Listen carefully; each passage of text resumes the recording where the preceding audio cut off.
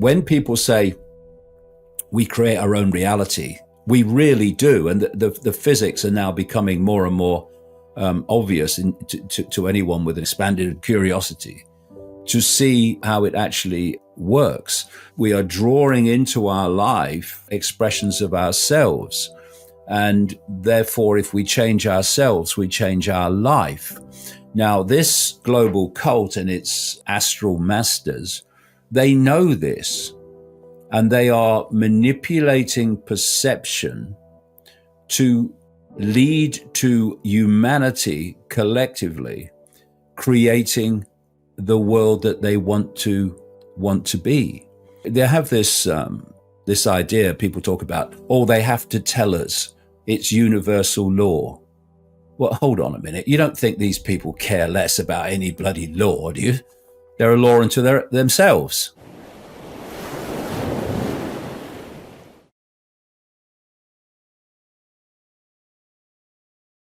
Hey, Inspired Tribe, my fellow freedom lovers. Jean Nolan here. Thank you so much for tuning in to another Inspired Conversation. One of my favorite ones when our guest today is on, David Icke, whom so many of you know. Some of you are just beginning to getting to know him. But for more than 3 decades, David Icke has stood outside the boundaries of acceptable conversation and kept speaking anyway. Long before it was fashionable, safe, or profitable, he began asking questions most people were told not to ask about power, about perception, about who really shapes the world we live in, and how deeply that influence reaches into our minds, our bodies, and our sense of self. Over 30 years of research, David Icke has written 25 books, filling more than 7,000 pages with investigations that challenge official narratives and expose hidden structures of control. His newest book, The Roadmap, Escaping the Maze of Madness, is among the most important and reality-transforming books ever written. Before we begin this conversation, we encourage everyone to remember that freedom begins with the courage to question everything. Please welcome with me, David Icke. It's wonderful to have you back. Thank you, mate. Such a pleasure. Thank you for taking the time today, David. For the first time in many years, you and I are together on YouTube. How does that feel? A bit strange. YouTube's not been mentioned too much in my life in the last 5.5 years, since I was banned in April 2020 for pointing out that COVID was a hoax and that it was all designed to get a vaccine inside us. It turned out to be a fake vaccine. Which of course came along just a few short months later. Why would they let you back on YouTube? That's the question, yeah, right? yeah. Why would they let me back on YouTube? And why would they let a free speech absolutist buy Twitter, now X? Because the answer is the same. Jamie, my son, was doing a lot of toing and froing with YouTube because a lot of people who had been previously banned were allowed back on long before I was. And there was a lot of toing and froing. Well, when's he going to come back then? You let him on. What's wrong with him?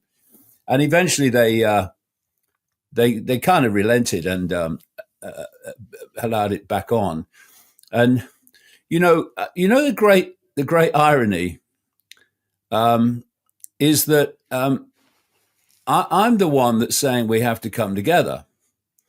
The people that tend to get the really, really big numbers are those that want to drive people apart in the sense that they are taking a side. It might be a religious side, it might be a cultural side, it might be a political side, but it's the side takers that tend to get the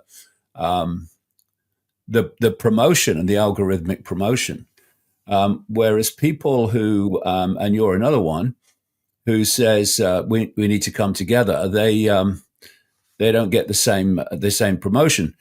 And the connection between YouTube and owned by Google, of course, and Facebook and Musk's X is that they basically have been through this period of overt censorship, not least through COVID. Without them, COVID would never have been what it became in terms of the tyranny that was imposed. But when this is pre Musk Twitter, I'm talking about in that case, and now they really want us to think that they're on our side, they're our friend, because they are in the process of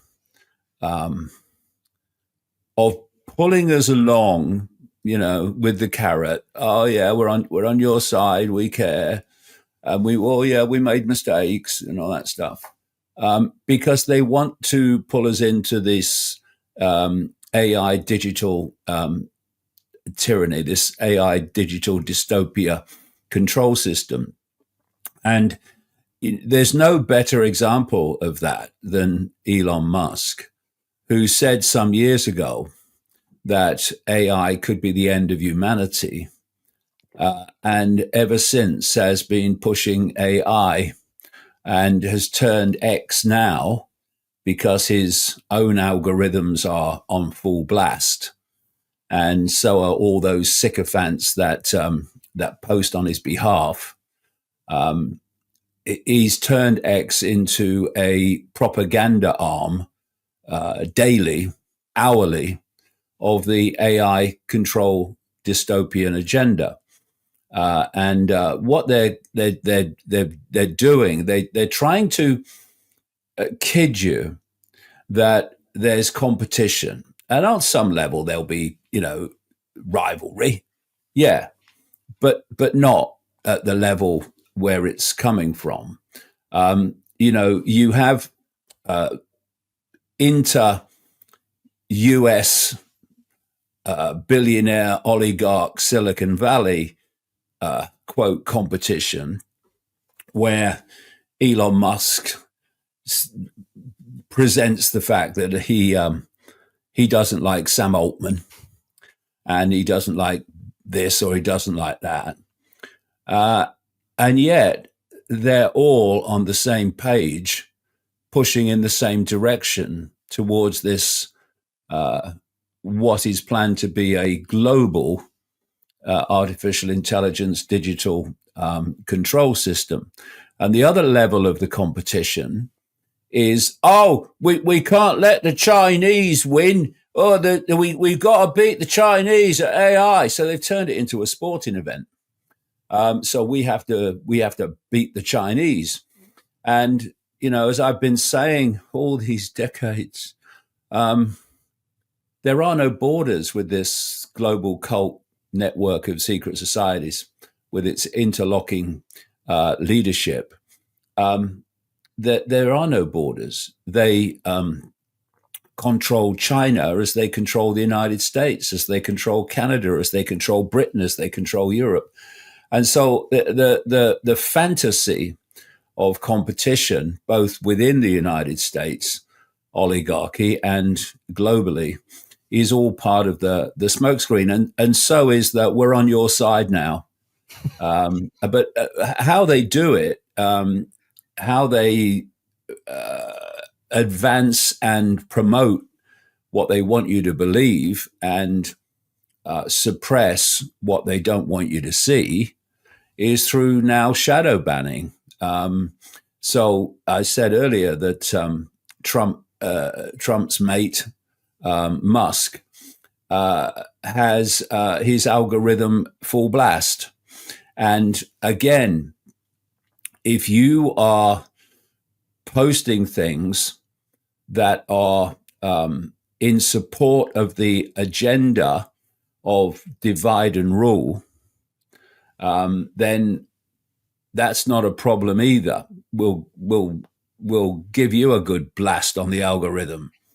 But if you're pointing out that it's all a farce and it's all a facade, if you're pointing out who Elon Musk and these other oligarchs really are and who they're really serving, then you don't get the same. algorithmic support. You get the opposite. And, some people say they're always telling you what they're doing. Well, Linda Yaccarino, when she was appointed, this is a World Economic Forum stalwart, by the way, that was appointed CEO of X by Musk. She summed it up, really. She told you what was happening when she talked about X will be about freedom of speech, but not freedom of reach. Freedom of reach, and that's the shadow banning, and that's what happens. So if you are Elon Musk and you're posting A, promotions for the AI dystopia, and B, and he's doing this also, dividing people down fault lines of religious belief and racial belief and what have you, then he gets massive numbers. Of course he does. I don't follow him on X, but I get all these bloody posts, even though I'm not asking for them. And yet, if you are challenging that, then the algorithms suppress you. I mean, the number of people that I meet as I go around who say, I follow you on X, but I never see your posts unless I go to your page. This is how shadow banning works. And it's basically affecting everyone who is speaking against the agenda. And that's how they're doing it now, rather than outright censorship, which is, it got too blatant and too obvious, but that's how they're doing it. I'm seeing an interesting moment in the information sphere, and it's very personal. My in-laws are here, my wife's parents, and they're staying with us through the holidays. And my father-in-law is very interested in politics, economics, financial systems, always researching. And I see I see the question marks. I've been seeing them lately because this left-right divide, this entire structure that's been created to make people believe they're actually camps and they're actually against each other. And his question marks are getting so big now that he's at the cusp of asking, but if none of this really is true, why is all this happening?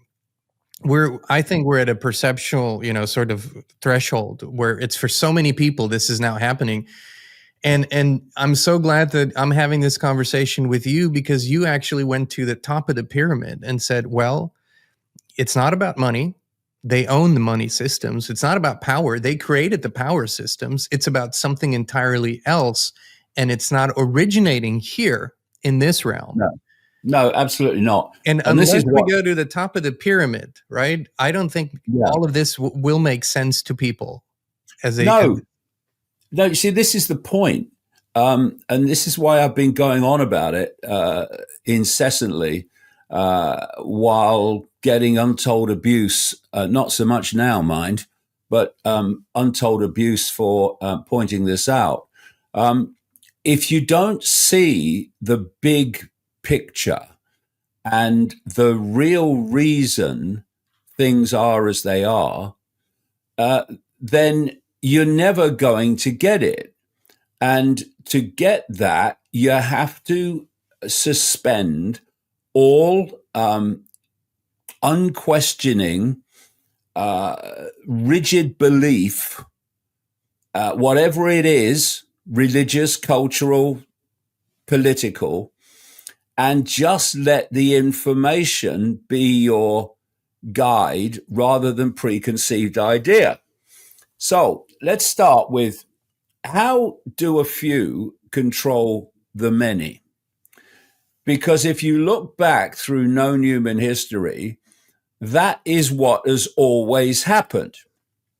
It doesn't matter what era, it almost doesn't matter what culture. You always see the few controlling the many. Now, mathematically, that should be impossible. How can 8 billion people, we apparently have, I don't know who counts them, be controlled by a relative, and I'm talking a ridiculously few people at the core that know what they're doing and why. You do two things, and it's real simple, and it's happened all the way through known human history.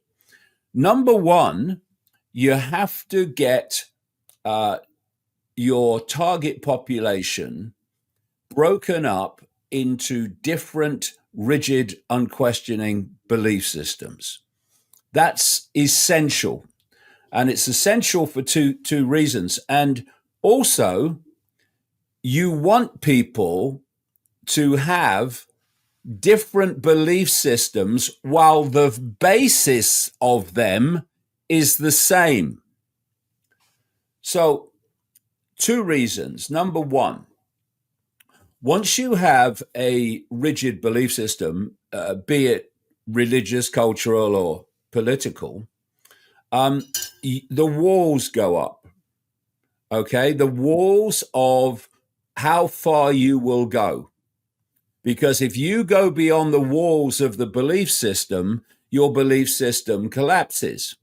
So if you are a Christian or a Muslim or a Hindu or whatever, if you go beyond the walls of that belief, and they're very narrow walls, then suddenly you're not a Christian, Muslim, or Hindu anymore. And this desire, I kind of understand it, but I've never felt it personally. This desire to be part of a group means that you fit your belief system to stay in the group. And so what you're denying yourself is infinity of awareness, of insight, of knowledge, of discovery beyond the walls of your belief system. Gotcha. And once you've got all these different unquestioning rigid belief systems in place, and they have been throughout human history, of course, religion being the major one, though politics is now has now since come forward to challenge it. Then you've got the perfect environment for divide and rule, where you play the population, the target population, off against itself. So they are so busy fighting each other and seeking to have their belief system at the top of the greasy pole that they don't see that your hand is holding the strings connected to both of them or all of them. And it's this that I explore in part of the roadmap, because I've always, since I was a kid, questioned religion and where it comes from and why people believe what they do.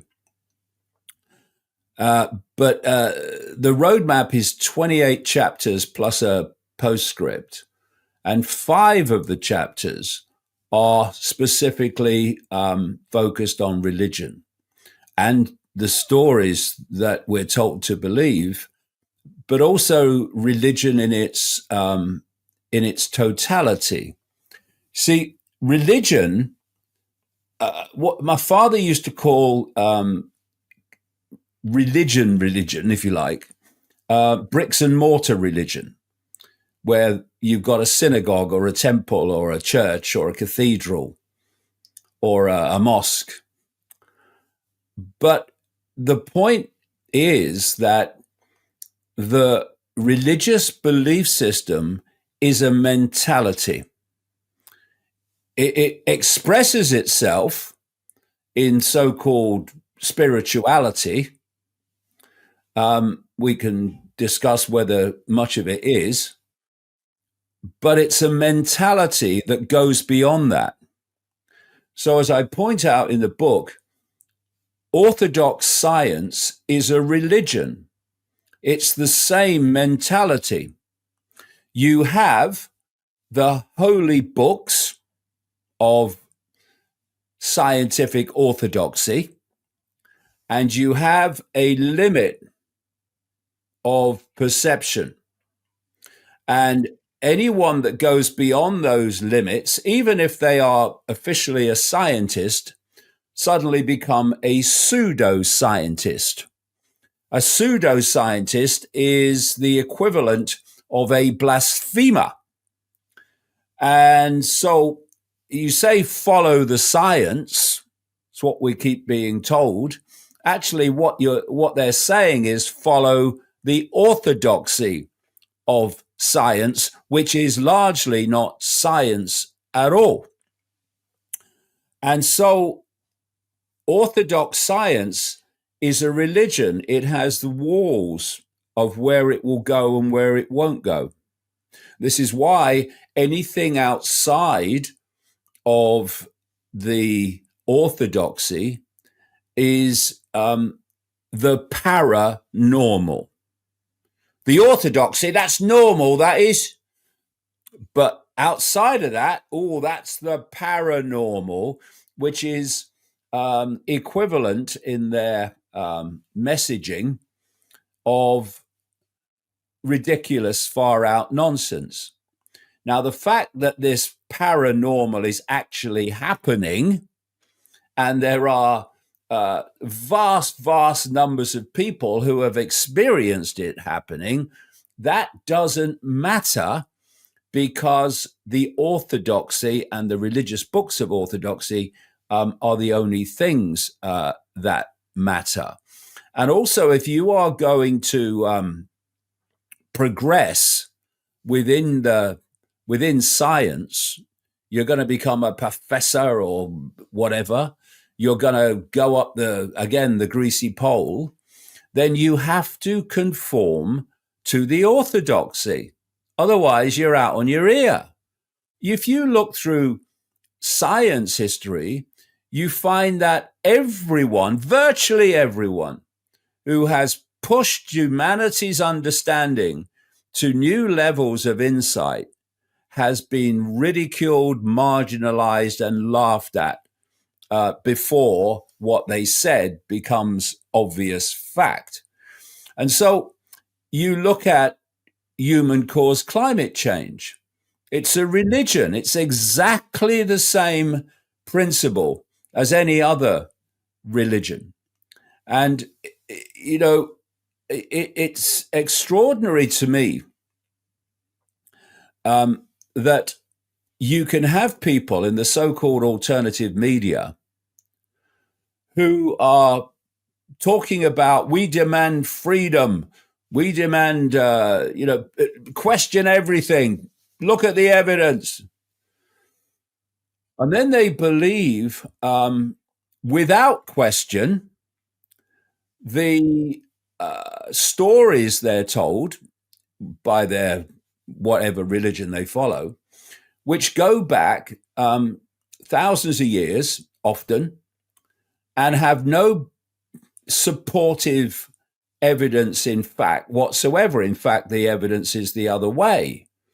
And so you say to them, but who wrote the Bible? Well, God did. Well, actually, you can't justify that. It was written by humans. And who were those humans? What was their motivation?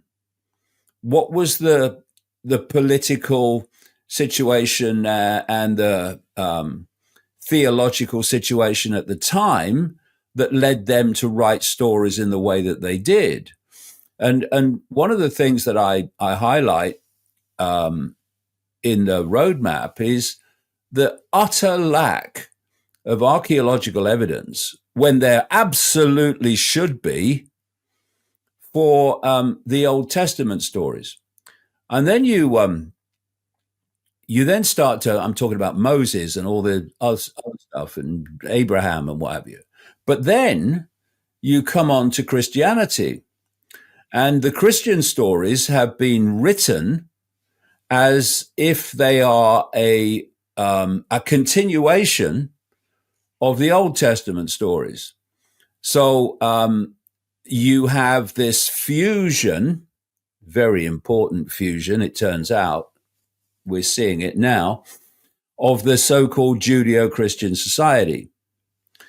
And the Old Testament is believed by the New Testament followers of Christianity. Then you look at Islam and the claims about Muhammad, who supposedly died in 632 AD. And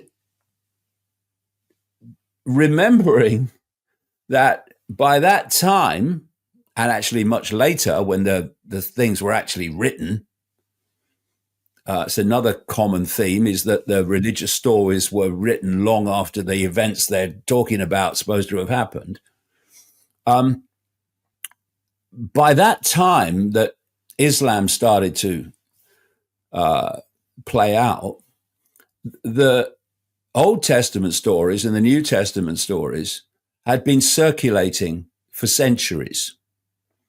And so Islam believes in Abraham. In fact, Abraham is a major figure in Islam. It believes in Jesus, just says he's not the last prophet. Muhammad was. It believes in Mother Mary. It believes in Moses. It believes in all these characters that have their foundation in the Old Testament. In that case, of which there is no evidence whatsoever. And this is why you have this phenomenon called faith. You must have faith. And when you break that down, what that means is you must believe what there is no evidence for you to believe. And what I watched a video, it was on YouTube only the last 24, 48 hours. And I spoke at a rally in Whitehall near Downing Street on Saturday against digital ID and the AI agenda. And what the police had done is allow in the same area, the same street at the same time, Tommy Robinson to come along and do a Put Christ Back into Christmas rally. And then the police had also allowed, on the other side of that, a counter rally against the Robinson rally, right? So it was a real dog's breakfast all round. But this video was someone just going through the crowd at the Robinson rally, Put the Christ Back into Christmas. And he was asking people about their beliefs. And he was struggling, it seems, from what was in the video, to find people who were actually Christian. There were many that weren't. But also, he talked to a number of people who said, well, I've never read the Bible. What do you mean you never read the Bible? You're a Christian. No, I never read the Bible. No. So not only do we have people believing something just because they have been told that this is how it was, but they haven't even read their holy book to even check that level of, but did it happen? And I'll make this point. If you look at the people who call themselves Christian in the world and Muslim and Hindus, of the 8 billion people we're supposed to have, an estimated 5.4 billion of them are either Christian, Muslim, or Hindu, without all the others. And then you look at, okay, so where do most of them come from? And most Christians, like in America, will come from the Christian families and the Christian areas of America. Muslims come from the Middle East and Pakistan, etc. Hindus come from India and that area, and or they come from Christian, Muslim, or Hindu families who live in other countries. In other words, they've been brought up from birth to be indoctrinated in that belief system. It's basically all they've ever heard in terms of the incessant repetition of the story. Now, if people were coming to their own conclusions and not inheriting belief systems, then that wouldn't happen. People would be making their decisions on what they believe on the basis of the evidence, and I'm more convinced by this. But that's not what overwhelmingly happens. It happens in some cases, yes, of course it does. There's always exceptions, but overwhelmingly, you believe what you believe because that's how you've been brought up to believe. And how can that possibly be anything but programmed indoctrination? And if there's people in Britain, kind of celebrities and stuff, who say, "I vote Labour Party, Keir Starmer, current government. I vote Labour. Me dad voted Labour. Me family's always voted Labour." What? No matter what they do, I mean, have you got a mind of your own or not? And this is how you have intergenerational belief systems, and not only that, you have fear applied and intimidation applied by the parents on the children that they must believe the same as the parents do. I'm very worried about my child. I'm very worried about Johnny. He's got a mind of his own. Well, that's what we're supposed to have. It's unbelievable. But see, when you put all this together, you can see how the target population is broken up into these belief systems, which are then played off against each other. They're imposed by fellow believers, and the divide and rule is with other believers of a different belief. See, you've been saying this for as long as I can remember and writing in your books, that what we need to really examine, and this is what you've just done, is our perception, is how we perceive reality to be and how we are taught to perceive it versus how it really might be. And your focus has gone to what is reality actually? If all of these things are just belief systems, meaning they're literally inventions, they're inventions, and there's always a speck of truth here and a speck of truth there, but mainly they're inventions. So then the question is, if none of this is reality, what is reality? And that's, I think, what you have gone deeper than ever in this book here, in the roadmap, deeper than ever in what is reality actually. I think what people have oftentimes a challenge imagining is, how could an overarching power control all these little boxes, religions, political systems, parties, companies? And what does that power actually believe in? Because people wrongfully accuse certain religious groups of being in the overarching position of power, Judaism being at the top of that constantly. But the people of Jewish faith are just as much part of the same belief system, perception trap that you have just described as any other religion. So who or what is in the overarching position of power, and what do they believe in? Well, I've always worked on the principle since I had my conscious awakening in 1990, but when I look back, I was awakening for a long time before that. It's just crashed in at that time. I've always worked on the principle of whatever I know, there's always more to know. And if you don't do that, then you make the major error of believing you've got it. When you think that everything that people are seeing now, watching this show or whatever they're doing, whatever they're seeing is a tiny band of frequency called visible light. It's ludicrous in its limitation. And that's all that people can see.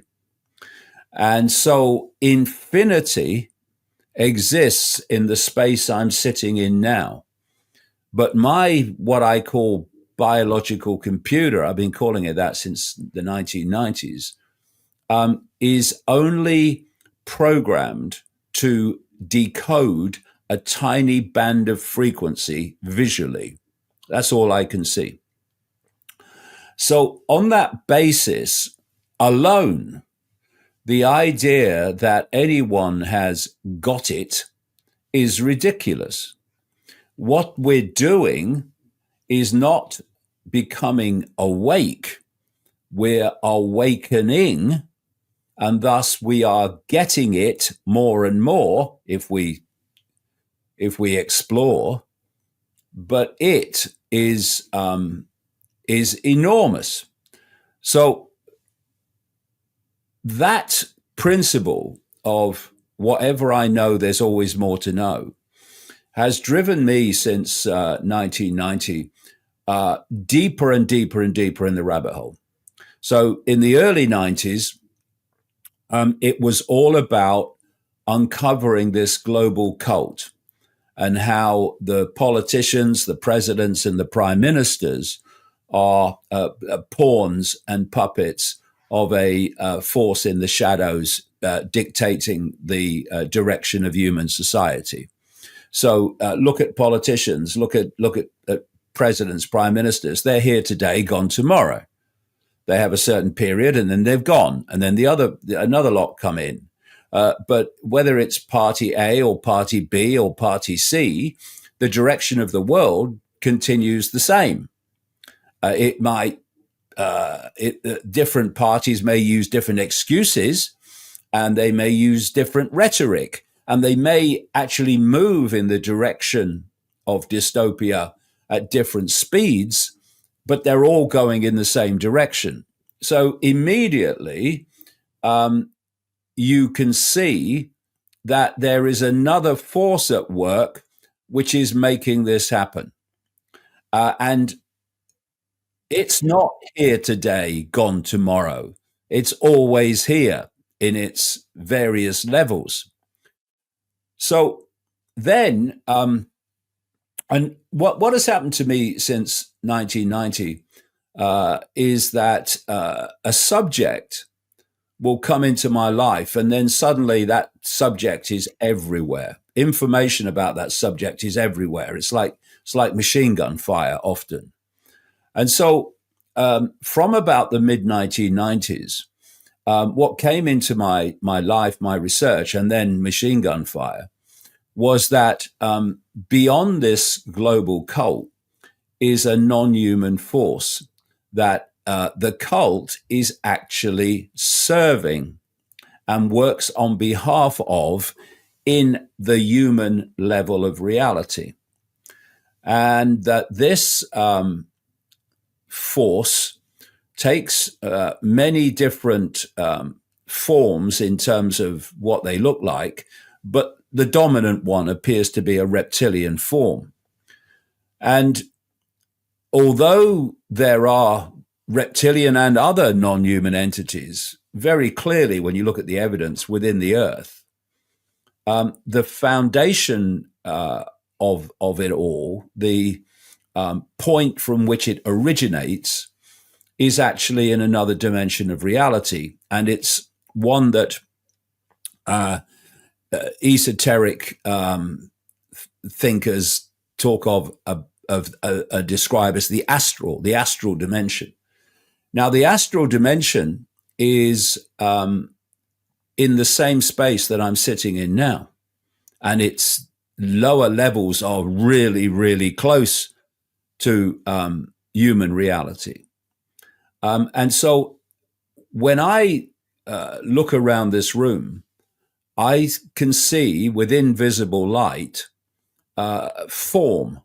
I can see material form. I can see lights. I can see a computer. I can see a wall. I can see a door. I can see books behind me. But everything between those material forms is, to me, to my decoded sight, my limitation of sight, empty space. But it's not empty space. It's sharing the same space as infinity. So it's the same principle, exactly the same principle as the analog television and radio systems, where radio stations are sharing the same space as all the others, but they're on different wavelengths, so they don't interfere with each other unless they're very close on the dial. So if you are on, if you've got a radio and you tune it to radio A, then you get radio A. You don't get radio B, C, D. You get radio A. But you move the dial, you tune it in to radio B, and now you've got radio B. But radio A hasn't ceased to broadcast just because you've moved from it. It's going on broadcasting in the same space that radio B is. And this is how these different dimensions of reality work. So if I'm watching, if I'm observing through the unbelievable limitations of visible light, and something enters from, say, the astral dimension, it enters visible light, it lowers its frequency, because this is a real density, this place. It enters the frequency of visible light. To me, to the observer, it's appeared out of nowhere. And when it leaves visible light, increases its frequency, it appears to disappear into nowhere. And so you have these people, these witnesses who say, oh, I saw this UFO, it appeared out of nowhere and then disappeared into nowhere. Or I saw this entity, it appeared at the end of my bed out of nowhere and then disappeared into nowhere. And of course, to the normal mind, founded on scientific orthodoxy or religious belief, will say that's ridiculous, that's impossible. Because one of the greatest ways that humans are kept in the perceptual box is squeezing their sense of the possible. This is why the suppression of information and the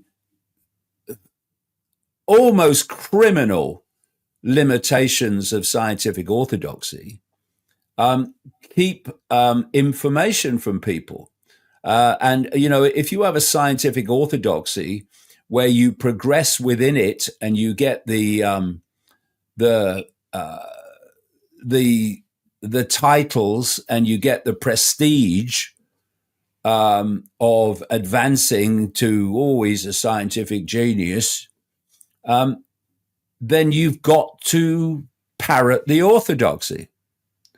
So even scientists are kept in the orthodoxy, those that don't have a backbone and an inquiring mind, because it suits them. It's best for their career if they do that. And you look at the education system and its scientific orthodoxy that is given to the kids through their formative years, and so you squeeze the sense of the possible in the public mind. So when somebody like me comes along, or you come along and say, actually, this is how they do it, and this is what they're doing, this is how they do it, and this is actually how reality really works, then the scientifically orthodoxy program mind says that's ridiculous, that's impossible, that's pseudoscience. And so you if you squeeze people's sense of the possible, you'll keep them in ignorance of actually what is possible. And there was that great quote, was a guy called Schopenhauer who talked about, paraphrasing, that people mistake the limits of possibility for the limits of their own mind. And that's exactly what the squeezing of orthodoxy is all about. So you therefore have this astral dimension sharing the same space as this human dimension, but it's on a different wavelength, which is why we don't see it in the same way as we see this one. And so as I went on questioning, okay, I think I got this, but what don't I know? I came to the next level, which is that this reality and the astral reality are part of a systematically constructed fake reality, a matrix, a simulation, if you like.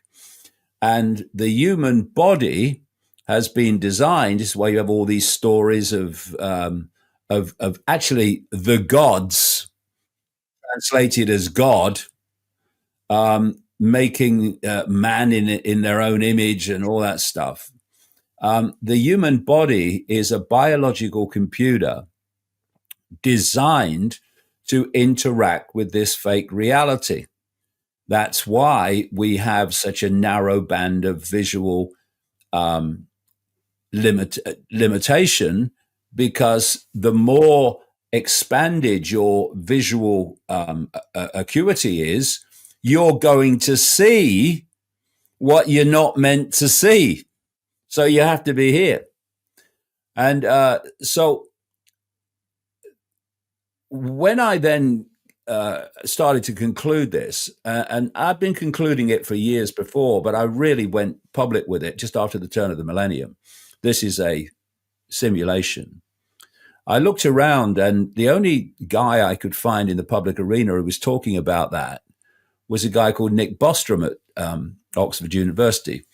And he was seeing it in a different way to me, but the principle was the same. But since then, since about 2016, around that time and on, more and more kind of mainstream scientists who've got a bit of an inquiring mind have concluded and gone public with the fact, yes, it does look like this is a simulation. And so why the simulation? Well, because the whole principle, as you've mentioned earlier, of human control is controlling human perception. Because if you control human perception, you immediately control human behavior, because human behavior comes from human perception. If you look at the COVID period, you had people going in vast numbers, going under house arrest meekly, because they were told to perceive in a deadly virus. And that the way to save you from the deadly virus is to have this deadly jab. And so you look at the billions who conceded their right to think and their right to express their uniqueness, their freedom in the face of that. And it was unbelievable, the numbers. And then you think, okay, so where did this come from? All right. Well, it came from the central point within human reality of the World Health Organization. And this crook, Tedros, the guy who supposedly runs it, who answers to Bill Gates, who answers to the Rockefeller family. The Gateses and Rockefellers go way back. Yeah. So you had the basically the blueprint coming out of China, which is very, very significant for reasons I go into in the book. And you had that blueprint then projected around the world as the way to deal with COVID, all across the world, particularly the West. You even had a trial run called Event 201 where they actually projected the projection beforehand. They actually showed it. Exactly. And so, and that involved Gates, of course, and all these other people. So what you then had, and this is how the structure works, it's all hierarchical. You had the World Health Organization, created by the Rockefellers in 1948, that then dictated the way the countries deal with COVID, that put out the data, the information, lies constantly. And then in each country, you have the political pyramid and you have the health pyramid. At the top of the health pyramid are a tiny few people that dictate the health policy of the entire pyramid. In this case, in Britain, the National Health Service. You have a few people at the top of the political pyramid that dictate the policy of the political pyramid. And these two hierarchies at the top of these two pyramids, in each country, there were one or two exceptions, but ridiculously few. They take the World Health Organization blueprint of how you respond, and they play it out through their pyramids. So the health services and doctors and nurses all followed what their health hierarchy told them to do. And the politicians bought the same story. We had fascism imposed under the name of COVID by Boris Johnson of the Conservative Party. And the current prime minister today, then in opposition, Keir Starmer, he said that Johnson's policies were wrong. He said they weren't extreme enough, right? So you had this political consensus, and you had this this health pyramid consensus, and the same in every country, and so you have the same policy coming out of the World Health Organization played out in virtually every country. And this is how the whole pyramid works. It's how the hierarchy works. And it's how a few can dictate to the lives of everyone else if the everyone else acquiesces to the hierarchy and obeys and is obedient and acquiesces to what they're told they must do.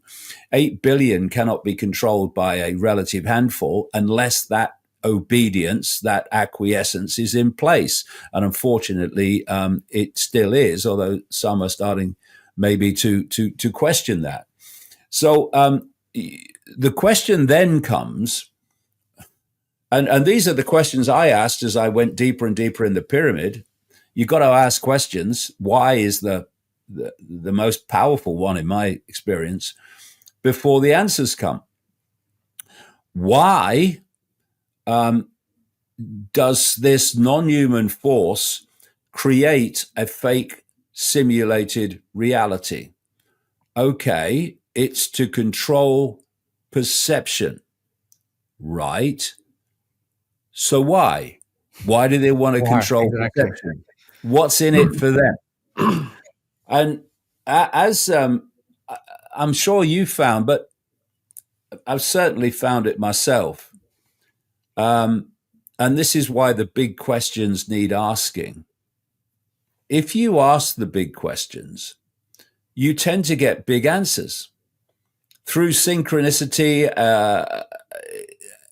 the information tends to come to you if, and there are reasons for this, if you ask the big questions with the fierce intent, I want to know the answer. What you're actually doing, if you go into the physics of this, is that energetic frequency carrying that question locks in to that energetic field that has the answer, and you draw it to you. And in your experience, I had this amazing bloody coincidence. I was in the middle of a desert and I bumped into this bloke and I said, who are you? And what and I realized he had the answers to a question I was asking. I mean, it's unbelievable. A coincidence. How is that? Because you're attracting it. Synchronicity is at that, and in that expression of it, there are other versions.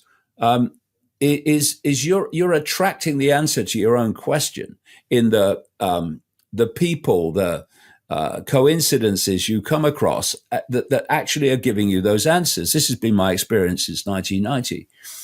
And so then I came across, and I'd come across this in from other sources as well, but I came across the information of Robert Monroe, the guy who started the Monroe Institute.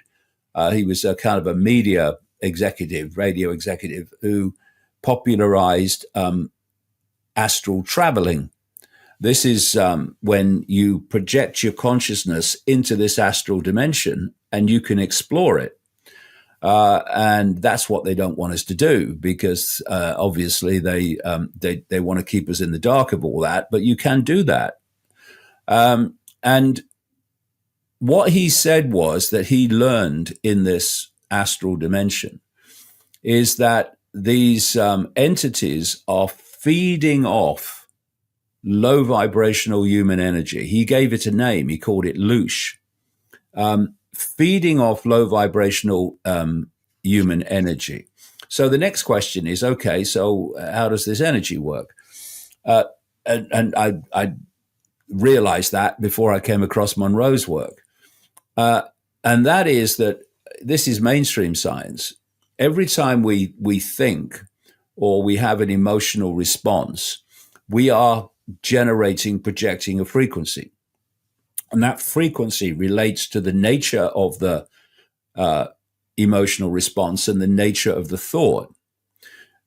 So what I call the perceptual field is the sum total of those frequencies that come out of the subconscious, which is massively actually more important in human control than the conscious mind. And you have a perceptual field that carries these frequencies. And so things like fear and anxiety and depression and resentment and conflict and regret, war, are all low, slow vibrational frequencies. And joy, happiness, love are high frequencies. So, when people say, when they're in a kind of a, quite a depressed state, they say, oh God, I feel so heavy today. Well, why do you feel heavy? Because your energetic field is being made more dense by the slow, low frequencies you're giving off. And then you have other people that say, oh, I feel so light today because I'm in a state of joy and happiness and love of life. That's because those frequencies are generating the opposite of density in your field. So you feel light. And these entities want that energy in its low vibrational state because they are in a low vibrational state. Otherwise, they wouldn't be doing what they're doing. And so they are manipulating events through this global cult to generate a constant output from humanity of low vibrational, emotional, and mental energy, which they are feeding off. They have no interest, in other words, of putting humanity in a state of love and joy and happiness. They want the low frequency state, which is why they people talk about, they use fear to manipulate. Well, yes, they do. And not just to manipulate, but to get their bloody loosh. And I got this from many different sources, not just Robert Monroe, but I mentioned him as one. And then you come across the Gateway Project, which was a US military study based on the work of Robert Monroe. And what they did is they brought in other people that have this gift of being able to project their consciousness into the astral and explore it, because they were seeking to understand what was going on in that level. And they came across, and the CIA declassified the report on the study a lot of years ago now. And it talks in that report about the fact, first of all, they say they established that reincarnation was real, and also that so many of these people in the study had experienced reptilian entities in the astral that they gave them the collective name of the alligators. And so we have this this first Matrix movie where there was one scene in which this was perfectly described, when the Morpheus character held up a battery and said, "The Matrix is a computer-generated dream world designed to turn humans into one of these, a battery." It's exactly what the situation is. They are feeding off us, but feeding off especially low vibrational mental and emotional energy, which we're giving off as our mental and emotional states generate it. So you got a war, a First World War, a Second World War. I mean, imagine the loosh that's generated in that war, in those wars alone. You've got suffering, you've got deprivation. I mean, how much loosh has been created in Gaza since October the 7th? So these are not happening by accident. They're happening by design, and they are orchestrated by this global network of secret societies I call the global cult. And my next question, before I go into that, there's another point relating to loosh that's worth mentioning, very much worth mentioning, is that in the early 1990s, when I was uncovering this global cult network, I started to see that the people I was investigating and researching, like major players, were taking part in satanic ritual, pedophilia too, but satanic ritual. And you realize that actually this global cult is founded to a very, very large extent on Satanism and pedophilia. And so the question was, why? Why? What's all this about? And then you realize that they're taking part, these rich and famous people, in satanic human sacrifice rituals as well. And then you kind of remember that in the ancient world, all over the world, they were doing sacrificial rituals to the gods. To the And loving God. yeah, to a loving God, yeah. Because that's But what a loving God would want, right? yeah, exactly what a loving God would want, of course. But they were talking about gods. Some of them had a particular god, but most of them were talking about the gods. And it's interesting when you look at the pantheons of gods around the world. There's obviously the Greek pantheon of gods, the Zeus, etc., and there's the Egyptian pantheon, and the Roman pantheon. But what you find is that all over the world, in different eras and cultures, they had pantheons of gods. Who were these gods as they were perceived to be? They're not, but perceived to be. They were the same gods, these astral entities, that they're doing their rituals to today. Only in the ancient world, when it was acceptable, they were doing it openly. Now they're doing it in secret because we've passed the point of human maturity, at least massively, where that's not acceptable anymore. And then I looked at the sacrifice rituals that the ancients were doing and saw that they were claiming that they were the sacrifice ritual was a gift to the gods. And so then another question, keep asking them, what do the gods get out of that then? What's the gift?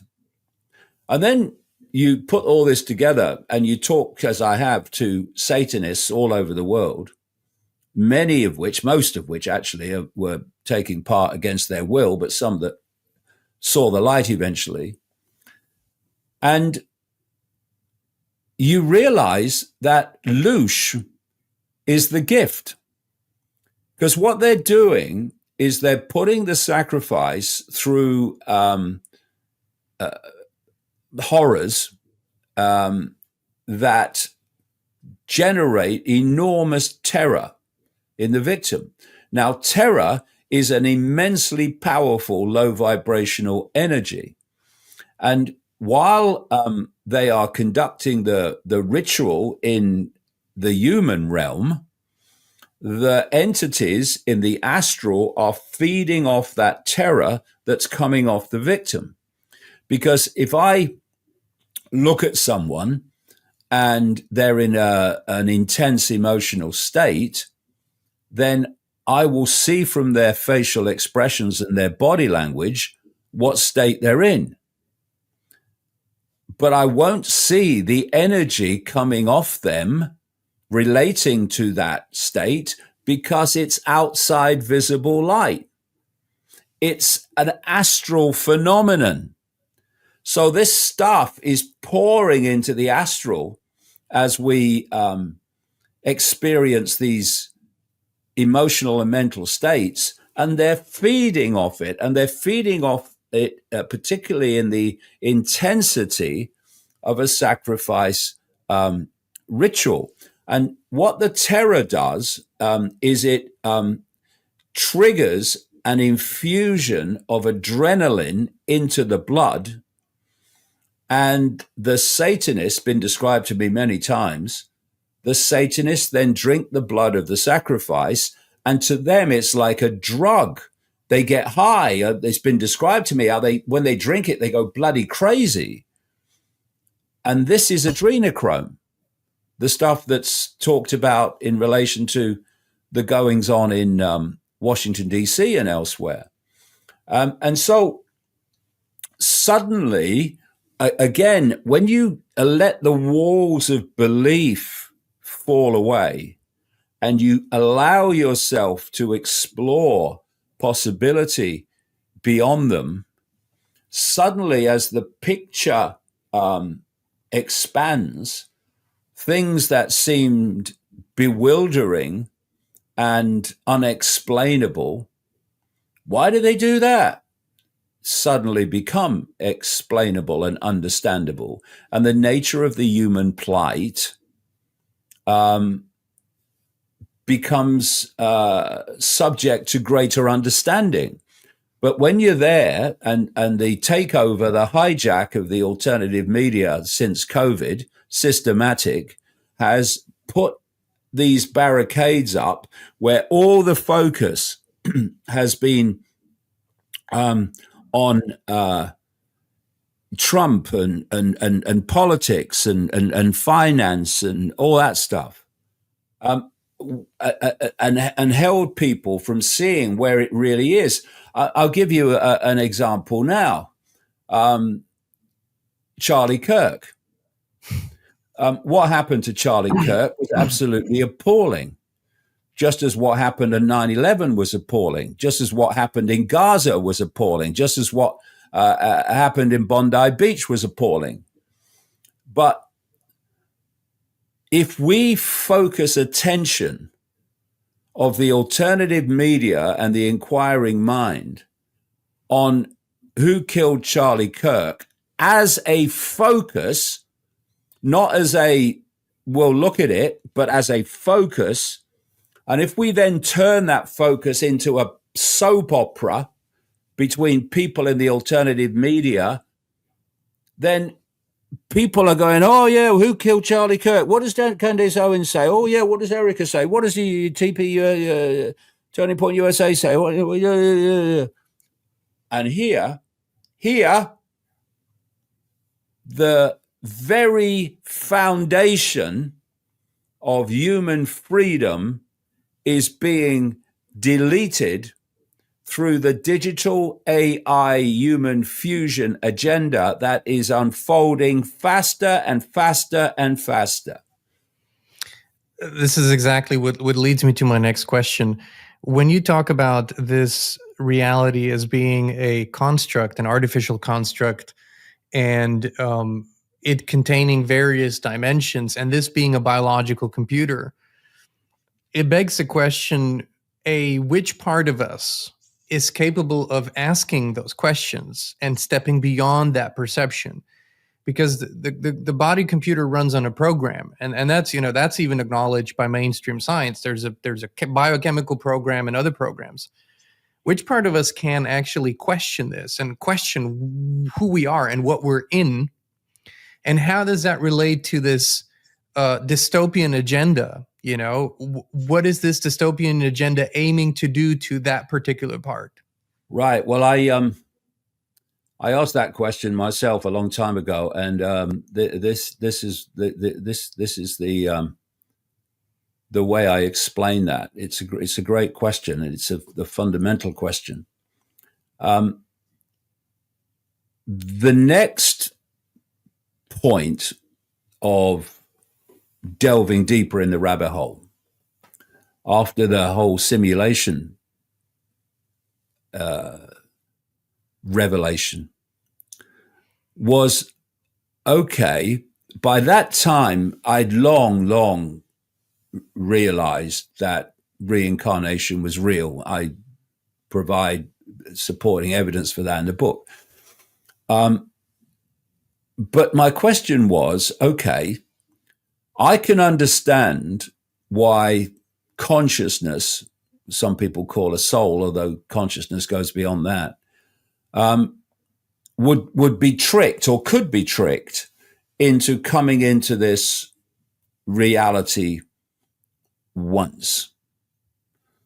But, having traveled the world a lot before I was banned from country after country, I have realized that most of humanity, the great, massive stream of humanity, is not having a good time. It's trying to survive another day, another week. It's living in appalling circumstances. In Africa, in the Middle East, in South America, Central America, Asia, and increasingly the West. And so my question was, I can understand why you could be tricked into this once. Why the hell would you come back? Which by that time I was convinced reincarnation was real. Why would you come back? And I have watched and read fantastic numbers of near-death experience accounts where the body dies, the consciousness is released, and they finds itself in a completely different dimension of reality. It's the astral. And then the body is revived and they find themselves back in this reality. So, why? And then massive revelations start to unfold. The common themes of near-death experience accounts are ridiculous in the sense of how they support each other. There are exceptions, but overwhelmingly not. And that is that when you leave the body, first of all, you are in a completely different reality.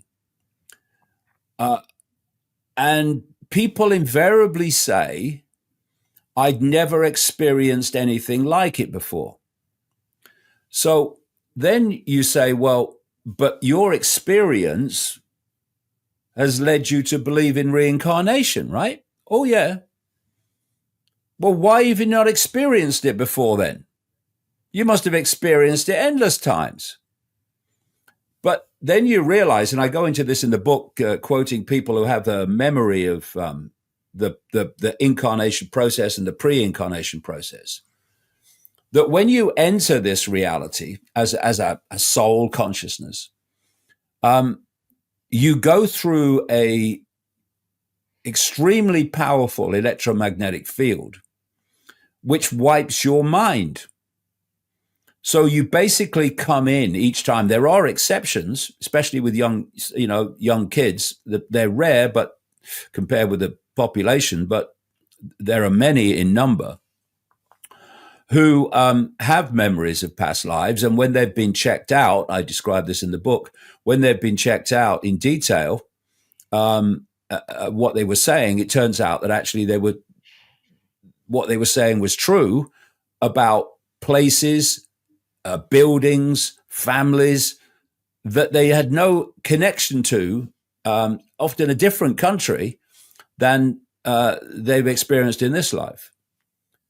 So what they talk about is you come in through this massively powerful electromagnetic field. Doesn't always work perfectly, obviously, but overwhelmingly it does, and it wipes your mind.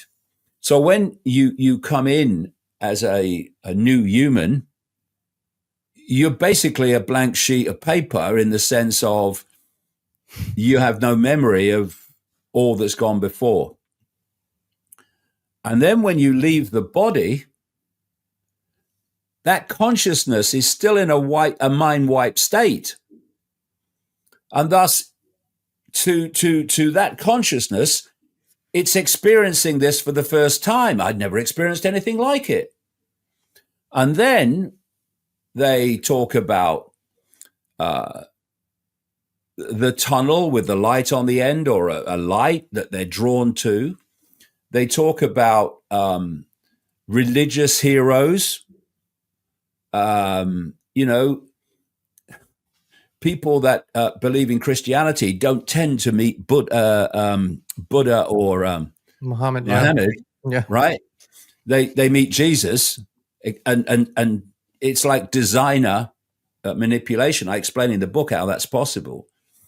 And they meet loved ones or spirit guides, whatever, and they go up the tunnel or whatever to the light, and they find themselves. This is another common theme.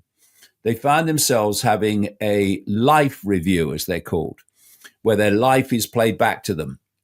And what they tend to say is, there's no judgment in heaven. It's not heaven, it's the astral. There's no judgment in heaven. They don't judge you. Well, actually they do. And how they do it very clearly from when you read the accounts, they make you be the judge.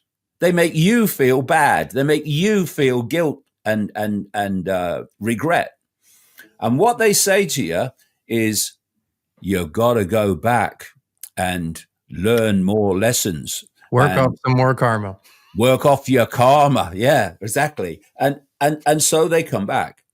And of course, those people that have had that near-death experience, when they eventually go and the body completely expires, they'll go straight up the tunnel and into what the Buddhists call the wheel of samsara, the reincarnation wheel, where you come out, you go round a sequence and back in.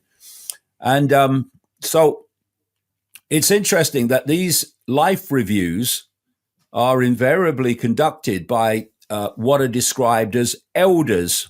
Elders. Well, when you look in the astral, there is no aging in the astral. It's not that level of reality like here, this manufactured aging. So why are they elders? Why do they have long robes on? Why do they have, beards? Why are they elders? Well, because you are prepared in this human dimension to see elders as like wise old men who they've got wisdom. And so much of what happens in the astral in this wheel of samsara sequence is you're actually being prepared for here. It's all part of the same system. So, if you left the body and thought, sod that for a game of soldiers, I'm out of here, which we can do. I explain in the book how that's possible. It's all about perception and self-identity. Then you're soon going to run out of loosh, because the source is going to be going all the time. Sod this, I'm out of here, right? So you have to create this reincarnation nonsense to keep the loosh flowing. And so what the situation, the structure is you leave the body, you then go on this wheel of samsara symbolic sequence, and then you come back in to learn more lessons. Of course, some of the lessons are really challenging. What you did to that person in 1936, you got to pay back your karma. What will that mean? It will mean lots of loosh for us. But we won't tell you that. We won't tell you that. And create more karma for the next time. Oh, exactly. You see, this is the point.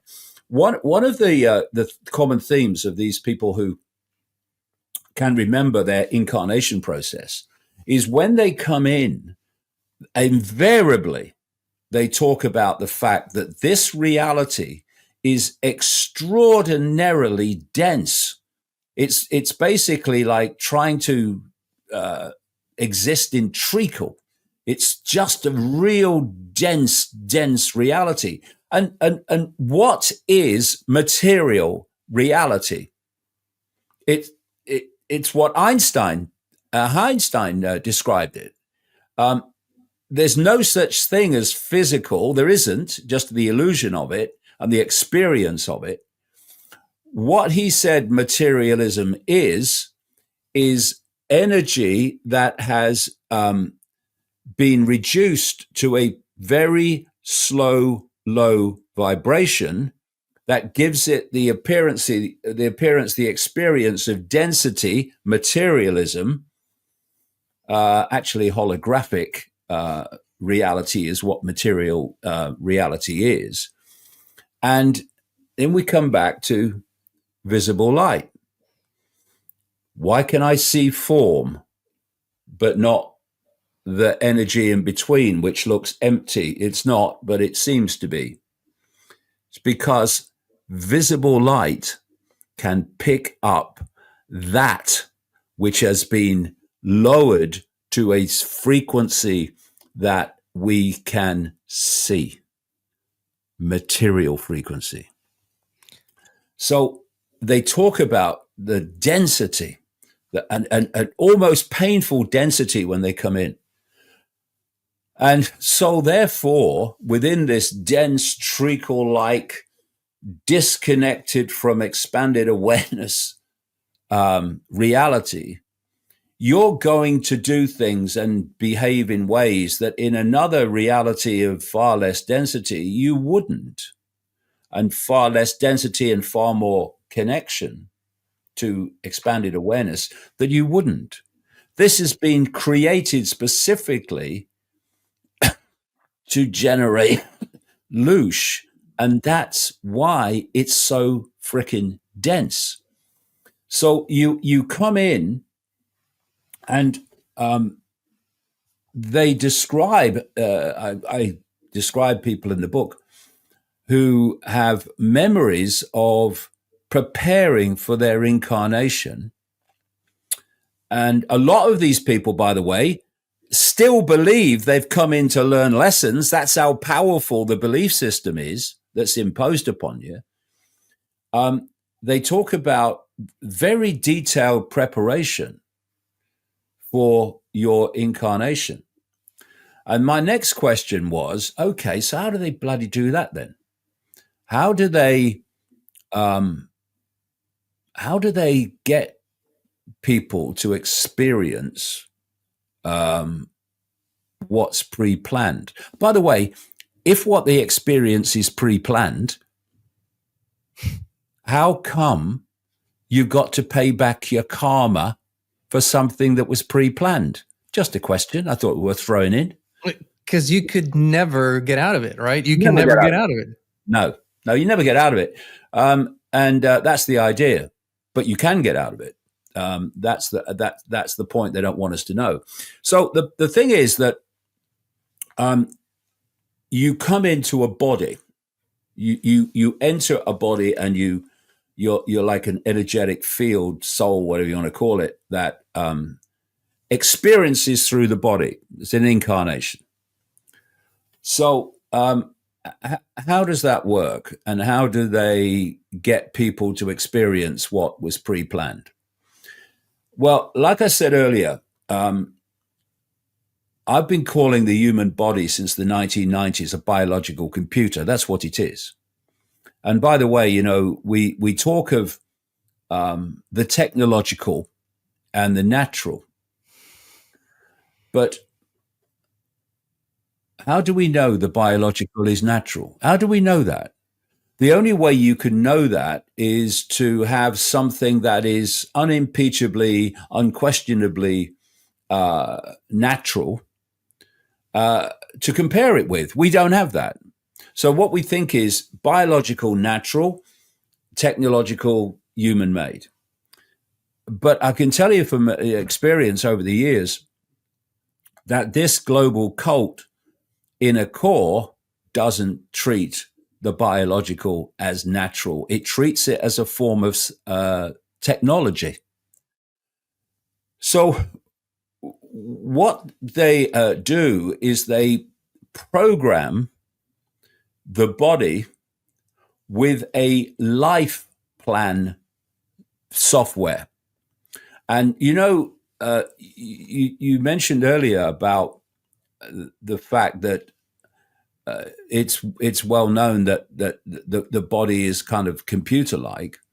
Well, how often do you remember to breathe? Exactly. You remember to breathe when breath enters the conscious mind. Maybe you're gasping for it or something, or you're doing some meditation. But otherwise, you just breathe. You don't consciously breathe, you breathe. And so much of the body systems in the body, are you telling your heart to beat? Are you telling your stomach to process food? No, it just does it. Why? It's a program. So all I'm saying is that the program also includes the life plan, which brings us to the other reason for synchronicity that I talk about. So you have these synchronistic coincidences where you meet someone where you shouldn't meet them just by accident. Now, that can be, because this this matrix, this simulation, is mimicking prime reality for many and various reasons. It has to, but it's mimicking it. But it's mimicking it in a technological sense rather than a quote natural sense. So just as you have the synchronicity of energy attracting spiritual energy, if you like, a consciousness attracting consciousness of like mind synchronicity. Fancy seeing you here. So the body program mimics that with another form of synchronicity, where a body program of one person and a body program of another person are programmed to sync and come together. And that's another form of synchronicity. So the next question was, or is, how does the body interact with this matrix? And what is this matrix? Well, it's not a construct. It's an information source.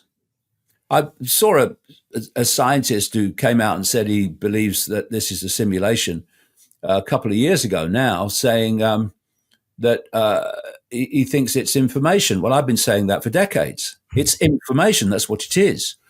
And it's exactly the same principle. The simulation is exactly the same principle as the relationship between Wi-Fi and this computer.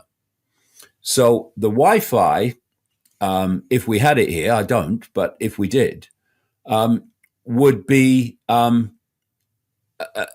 this room, and it would not be operating with invisible light, so I wouldn't be able to see it.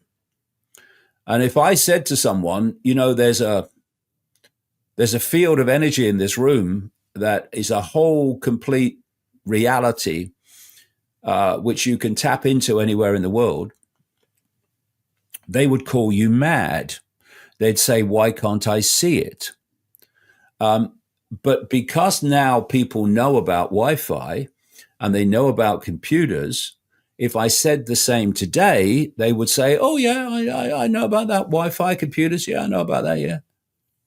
In fact, they'd look at you, what do you mean? Everyone knows that. But the only difference between you're mad and everyone knows that is knowledge. That's all it is, knowledge. And you can see how if you suppress knowledge, then you suppress perception. So anyway,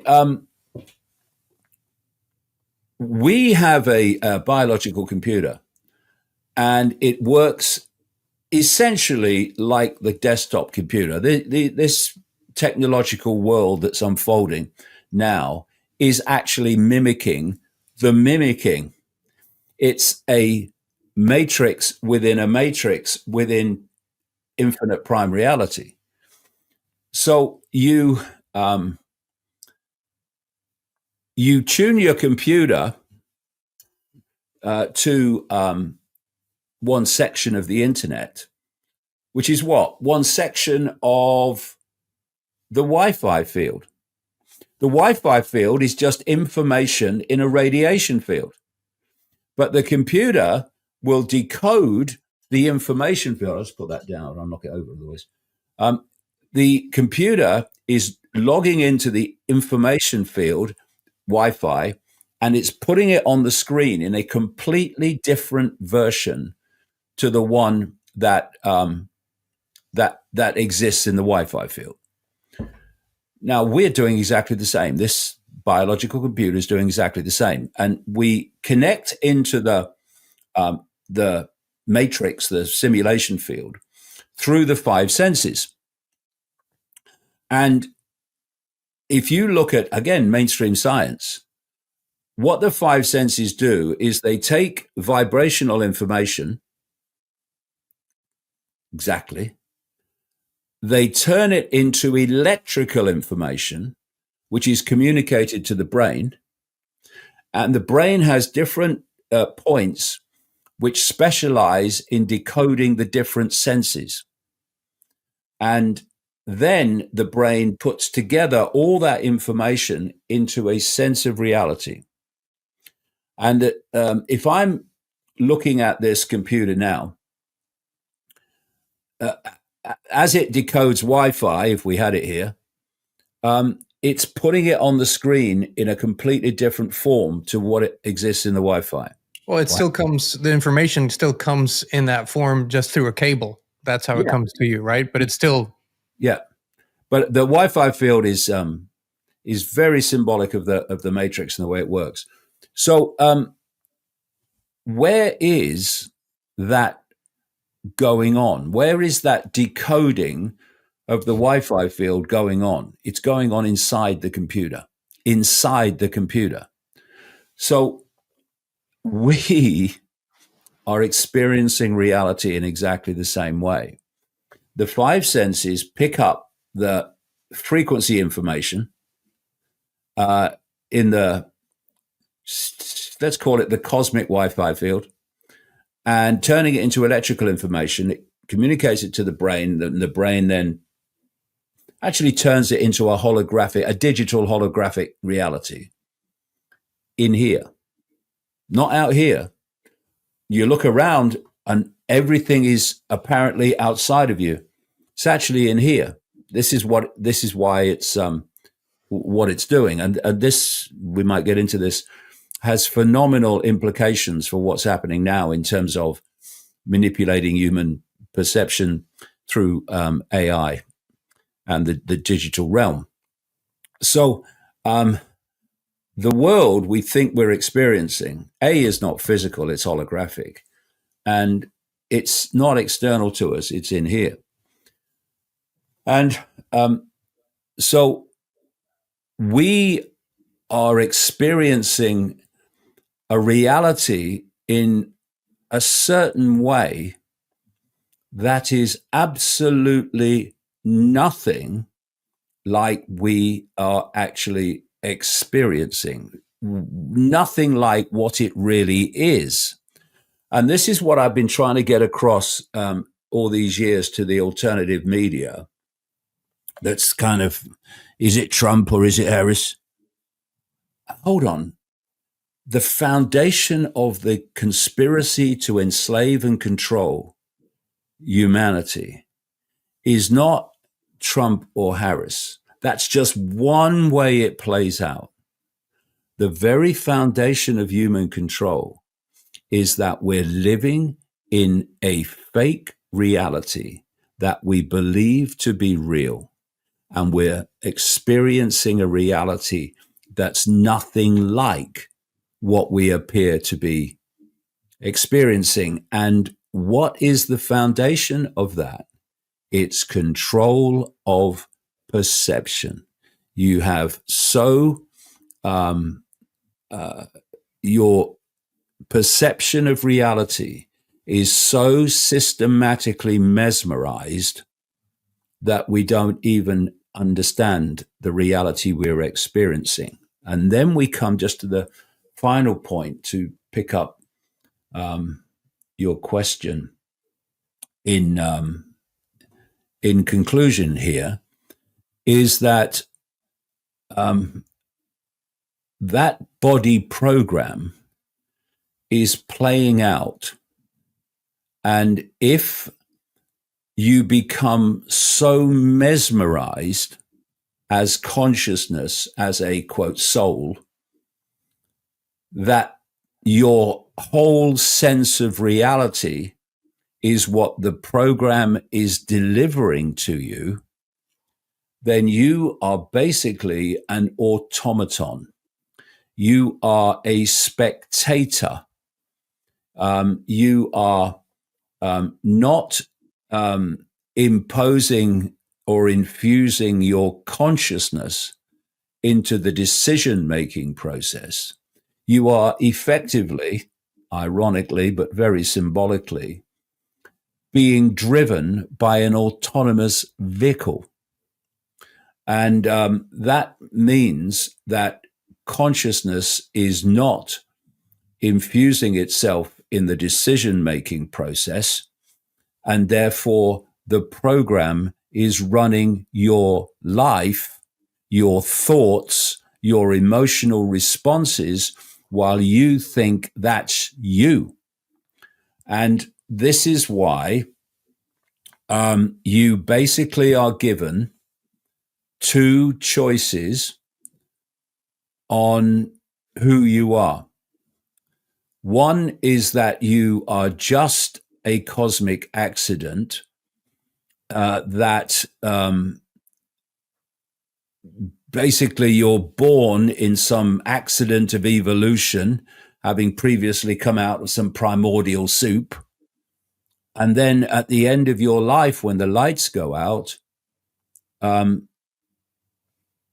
so do you. Or you are just a little subordinate entity to some judgmental God who is judging you constantly and will decide if you go to heaven or hell depending on your behavior. What do they call it? God-fearing. That's what they call it. God-fearing. Are you a God-fearing Christian? That's a very common expression. I'm a God-fearing Christian. Why would you want to fear that which you say is the divine? But the fake divine wants you to fear because it's going to produce loosh. So at the end of your life, your brief human life, the biological computer ceases to function. You don't cease to function. Your consciousness doesn't cease to function. Your vehicle, your biological computer ceases to function. And we call that death. It's not the death of you, the I, it's the death of the computer. And when the screen on a desktop computer goes blank and ceases to decode the internet, what we say is, my computer's died. Not the internet. The internet's not died. And the operator hasn't died. The computer's died, the vehicle. And so when that ceases to decode the internet, you are released into another dimension, as opposed to the one that's being delivered to you from cradle to grave, which is this human level of the matrix. But self-identity, and you know, this is why it is so important, and conversations like this are so important, because it's during a human life that you can glean the knowledge that sets you free from the matrix. First of all, there's two ways. One, the total way, after what we call death. And then there's the other way during what we call a human life. We are consciousness. That's our state. We are a state of being aware. I use the word spirit, that's beyond soul. Soul is an energetic field that allows us to experience the astral dimension, which it can interact with because it's of the same, basically, frequency type. Couldn't we say it's another form of vehicle that still has boundaries? Yeah, exactly what it is. Exactly what it is. And the human body is the vehicle in this density. That's why the human body is dense. It's interacting with density. The astral body, the soul, is more ethereal because it's interacting with a more ethereal density. And we have to have an outer shell. Consciousness has to have an outer shell in the lower dimensions of reality, because I couldn't pick up those spectacles with my consciousness, because the difference between the frequency of the density, material frequency of the glasses and my consciousness is so vast, same with everybody, that I couldn't pick them up. So I have a vehicle that resonates within the same frequency band as the world I'm interacting with, and I can pick the spectacles up. But when the body ceases to function, it ceases to decode the matrix, and you find yourself in another reality. Now, if you at that point realize that you are consciousness, you are spirit, you understand this is a matrix, this is a trap, and that the astral is also a trap and part of the overall simulation, and that all these entities telling you to go up the tunnel and have your life review, it's all fakery to get you back here, then that sense of awareness means you can get out. Why? Because you are of a frequency through your self-identity and perception that this matrix can no longer hold in its lair. The whole point is to hold human perception and self-identity in a state, thus a frequency state, that is within the walls of the matrix, the human level or the astral level. Because once you are self-identifying with I am spirit, I am infinite awareness, I am a state of being aware, I have no boundaries, I have no limits, you're out of here. And they can't keep you in because they're basically a bunch of prats. You know, they're not the brightest. I mean, you look at the ancients and how they describe these entities, and in their different languages, it translates as the foolish ones, the stupid people. That's what they are.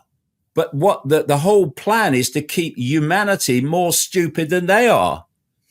That's the whole point of what they do. I can be incredibly stupid, but if I know more than you do, I can control you. This is the dynamic, and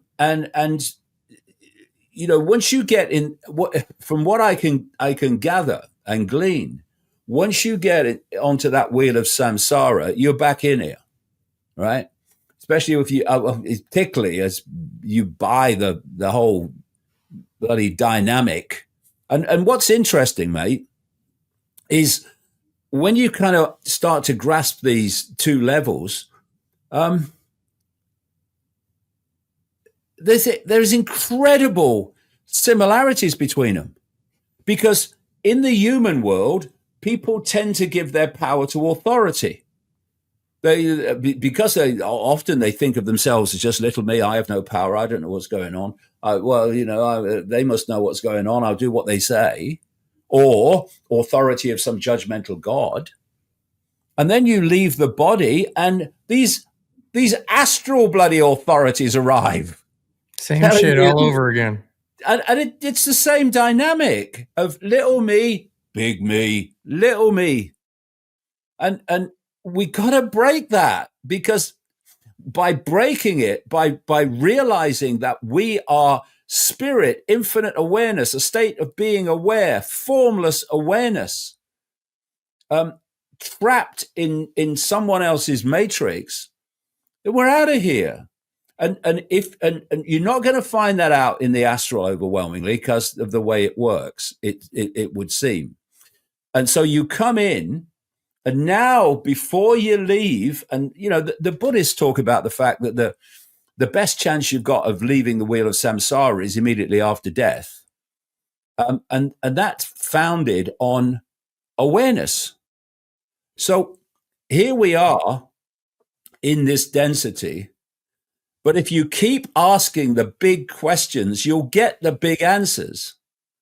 And when you leave the body, you won't get caught in the trap and the manipulation to get to come back here. It's why this period in a human body is so important, to get aware, to get streetwise to what happens when you leave the body, because you can get out of here. That's the whole idea. And when you look at religion and the stories of religion, Okay, let's take the Christian story. Only through Jesus can you get to heaven. Only by believing in Jesus can you get to heaven. So your body expires. With you in that belief, you find yourself in the astral dimension. You meet Jesus. Jesus appears. A projection. I talk about that in the book. And you're saved, right? You're saved. You're relieved. You're happy. You're joyous. You're overwhelmingly. This is it. Finally. Yeah. And you're up the tunnel to the life review, and you're on the wheel of samsara coming back in. And this, this this whole reincarnation thing, it doesn't half make racism and all these different other beliefs that cause division to look so frickin' stupid and ridiculous. If you were a slave owner, right, and you leave the body, and the elders are going in your life review, well, yeah, well, that wasn't very nice, was it? It weren't very good to them, and those black people, it was treating them terrible, So you've got to go and you pay back your karma. So the next life, you got to go back as a black person, right? And you might come in as a black person who is livid and furious because they've looked at the history of at this level, this human level, and they say, we want reparations, we want this, we want that, we want the other, and it's outrageous what's happening. But how do you know that your consciousness wasn't involved in doing what you're now condemning? You don't know that. Reincarnation stops all that, which is why just put the fault lines down. The body is a vehicle to experience.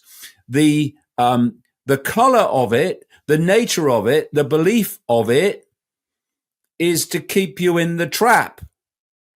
And like I say, what we call awakening is to go beyond the program.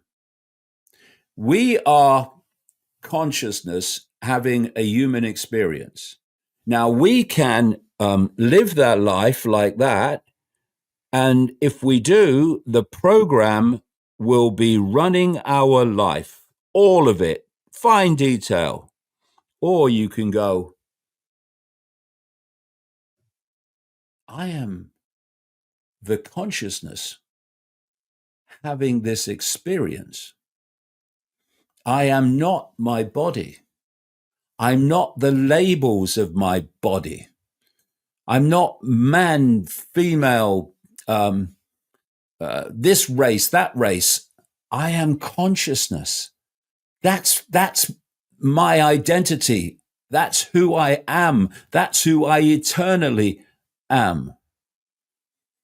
And as you self-identify with that expansion of self-identity, automatically your consciousness opens and expands with your self-identity, your sense of self.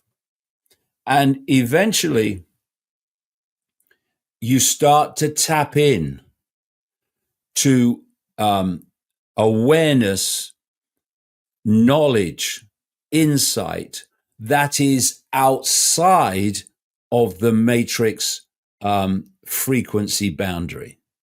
And suddenly, whoa! So that's what this world really is. That's what's going on. That's why it's going on. And we call it awakening.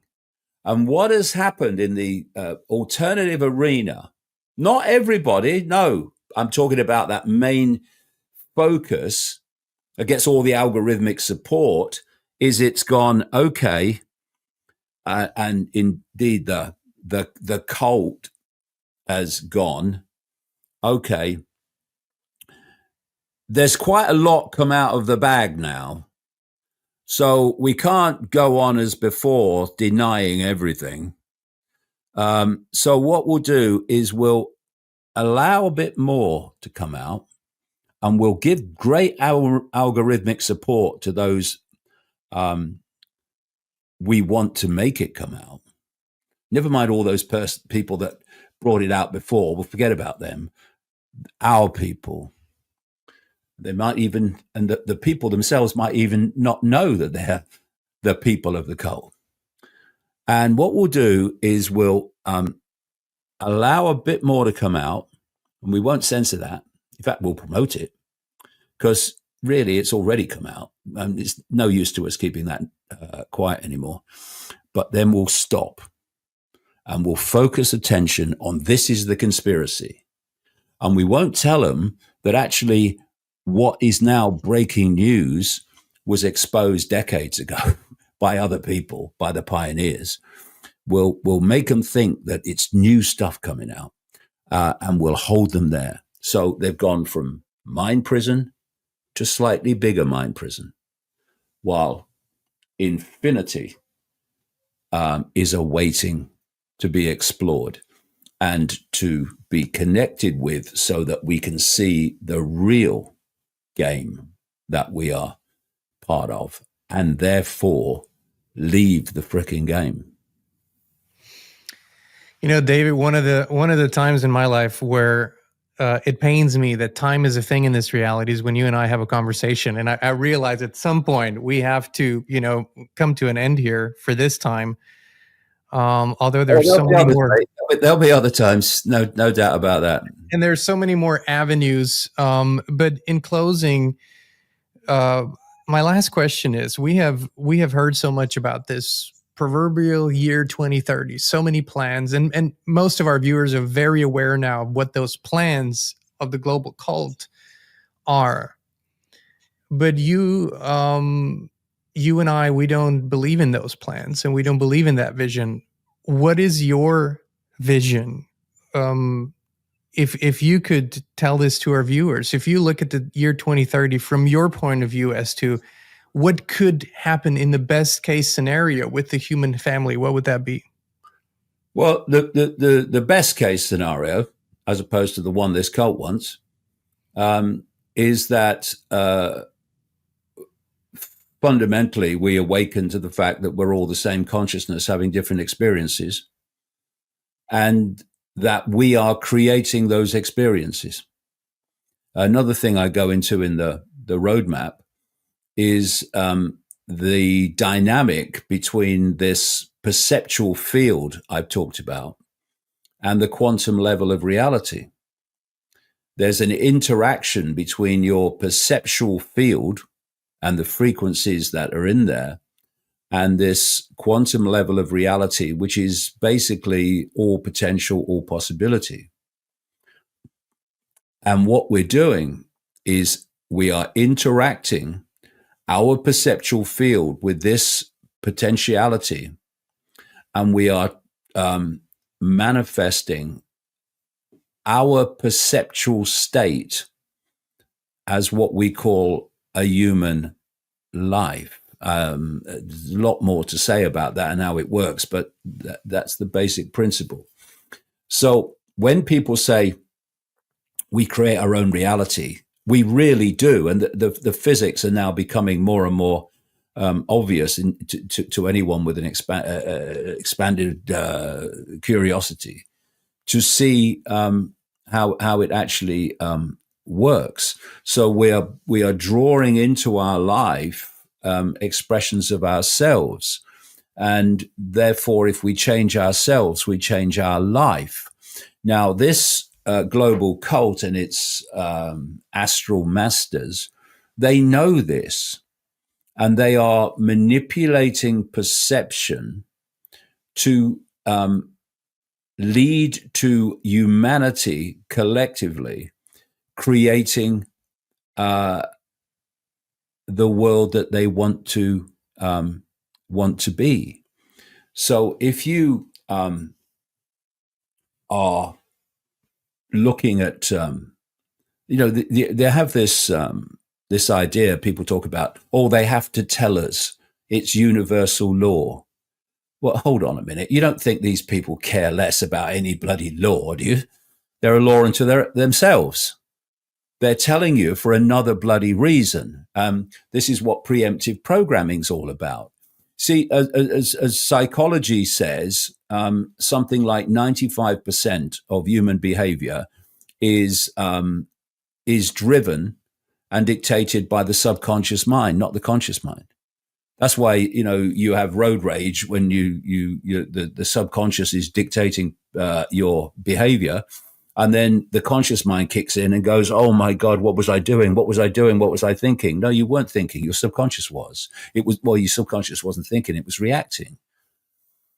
And so what they're doing is, and the subconscious is their real target. Conscious mind is a bonus. That's the more you can fill the subconscious with perceptual beliefs, etc., perceptions of reality, the more that will influence the conscious mind as well. What you're doing is you're filling the subconscious with programmed suggestibility. You want people, for instance, to think that AI and AI dystopia is inevitable. You want people to believe that there's nothing that can stop it. Because if enough people believe that, then they will create that reality collectively. And individually, we're doing the same. We blame bad luck. There's no such thing as bad luck. No such thing. It's the interaction of your perceptual state with the all potentiality, field of all potentiality and all possibility. What you're doing is your frequencies of perception are picking out, connecting with, locking into the frequencies of that which relates to your perceptual state, and you are turning it into a particle form. This is why you see this thing in quantum physics where they're saying that when something is subject to human attention in some form, the waveform level of the quantum level suddenly becomes a particle level. And how does that happen? It's because it's an interaction with your perceptual state. Attention is your perceptual state interacting with the quantum level of reality. There's a lot more to know about this, but that's basically the foundation of it. So in short, if they can give us a perception of reality collectively and individually, then that perception of reality will impose itself upon all possibility and manifest that very world. That's how they're doing it. They're getting us to create the world they want, and then add this other point. If the program running through the body is generating your thoughts and emotional responses without the input of consciousness, then the program is dictating your sense of reality. It's dictating your perception. Thus, it's creating your perceptual field, which is interacting with the quantum level to manifest a apparently physical manifestation of your perceptual field. Now, anyone think that an astral force that seeks to impose AI global dystopia, digital dystopia upon the human race, total control. Anyone think that wouldn't be in the body programs playing out? Of course it is. And that body program is what's driving. This is bloody deep, isn't it? It's what's driving this dystopia. The body program's doing it. And again, what's the answer to that? It's to override that program, which we can do with consciousness, and impact and impose yourself upon that perception of reality. That would change the nature of what this world is. I mean, even in simple terms, if people in Israel sat around a table with people from Gaza, and they both talked about their background, and they both talked about where their perceptions of each other come from, then we might just realize, hold on a minute, I've misjudged you and you've misjudged me. But we both misjudged each other because of the same force that's telling us what to believe. So maybe fighting each other and being bombed to oblivion, maybe that's not the way to go about things. And suddenly you're in a different world. Let's talk instead of let's jaw, as Churchill said, instead of war. Because your perception of each other has changed. But without that input of consciousness upon the program to override the program will dictate your thoughts and your reactions and your behavior. And it's the program that's running the world. And ultimately, that must mean that which is infused the program must be running the world, and that's these astral entities. Inspire Tribe, this is by far the most important message of this entire conversation. Can't be overstated as to how simple it actually is and how instantaneously things can change. We can experience this individually, but it can also happen collectively. David, thank you so much for this new book, The Roadmap, which is, once again, your books are a journey, always a journey, and you always end up somewhere else where you started. And it's another tremendous, exquisite journey. Thank you so much for that. Can you please tell us where people can find the book, order the book, where they can keep up with you? I know you're on YouTube again. There's Iconic. Where can people find you? Yeah, they can get me at Iconic. I do a lot of shows for Iconic, and a lot of things on the nature of reality, actually, like full-length documentaries and so forth, as well as, reacting to news events and stuff. You can get the roadmap at davidicke.com. There's books are in America. So if you order the book, it will be posted in America. So you'll get it very quickly. It doesn't have to come from Britain. It will be on in other stores in the new year, but it's only on davidicke.com at the moment. There's also a audio book where I read the book.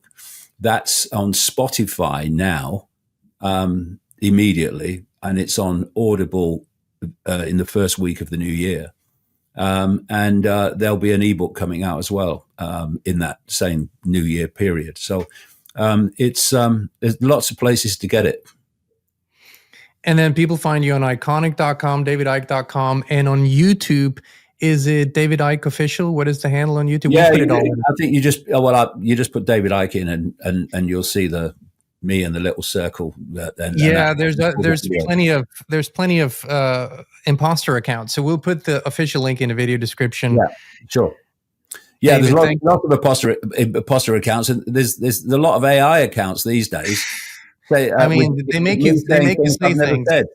Yeah? That's insanity. They make you say things that's insanity. Yeah, because there are things I've never said, and you would never say. I know.